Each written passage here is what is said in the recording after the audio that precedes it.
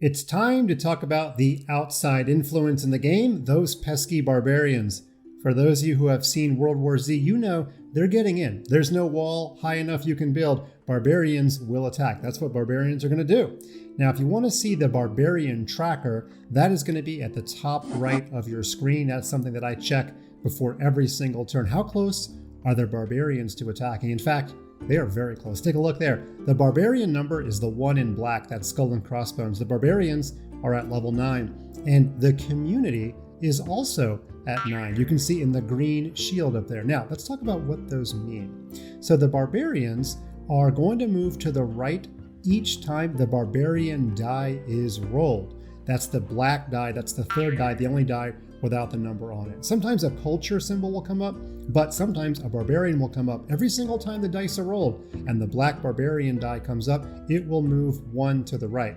Now, how do those numbers change? How do we get those 9s? Well, first of all, the barbarian number itself, that 9, the first 9, the black 9 that is the number of cities that are on the board, cities and metropolises. So if you take a look at our board here and you count them all, well, you could just believe me, there are 9 cities and metropolises on the board.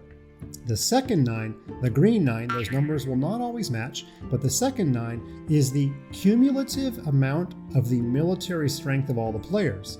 So if you take a look and add up all the military strength, I get 3 plus 2 plus 2 plus 2, 3 plus 2 plus 2 plus 2 is 9. So right now, if the barbarians attack, the community would actually be safe. The attack would not be successful, and I'm going to explain what that means in just a minute. However, if we do one more roll, and it ends up that the barbarian die comes up, and there was one more city on the board or one less military, if the barbarian number is higher than the green number, then the barbarians are successful. Let's talk about both of these scenarios. So, first of all, let's say that the barbarians are not successful. That means that the community's military power is equal to or higher, and that's likely what's about to happen here. In that scenario, the person with the highest amount of military earns 1 victory point. That's their victory point to keep over and over. So you could earn multiple victory points if you kept on being the highest military power every time the barbarians attacked, and if the attack was not successful. Now, if there's 2 players that are tied with the most military, instead of getting a victory point, both of those players get 1 development card.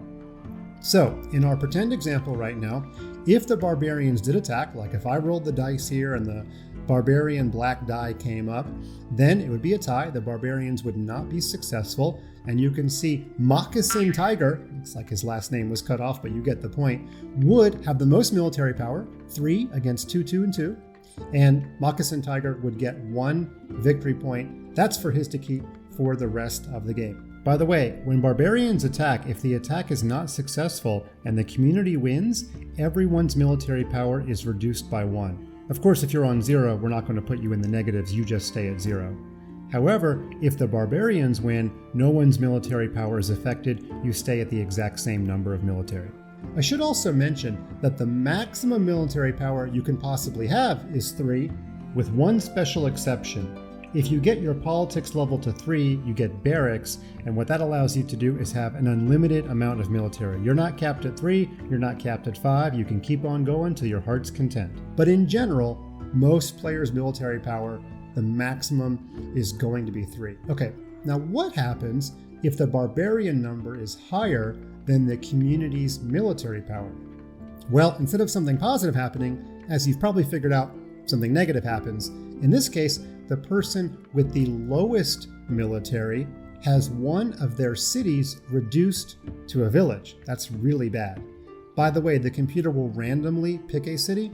However, if you have multiple cities and one of them has a wall and one of them does not, then in that case, the computer will pick the city that does not have a wall. Metropolises are safe though. Metropolises do not count as cities.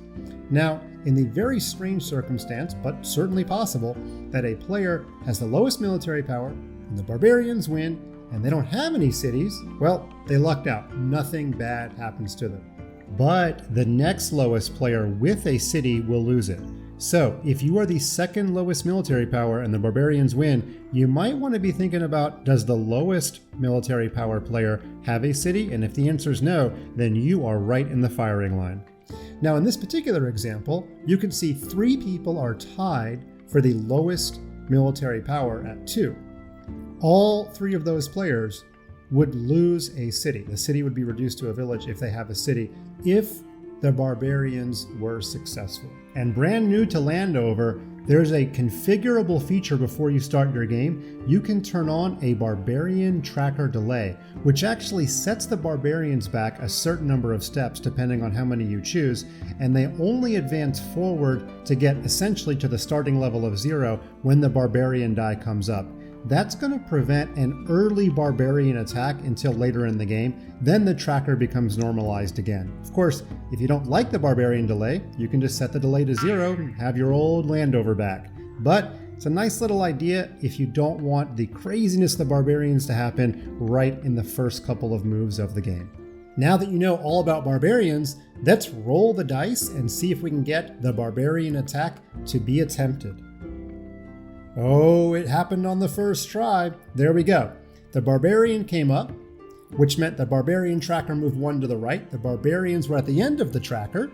And because the amount of cities and metropolises, 9, equaled the amount of total military power, that means that the attack was not successful.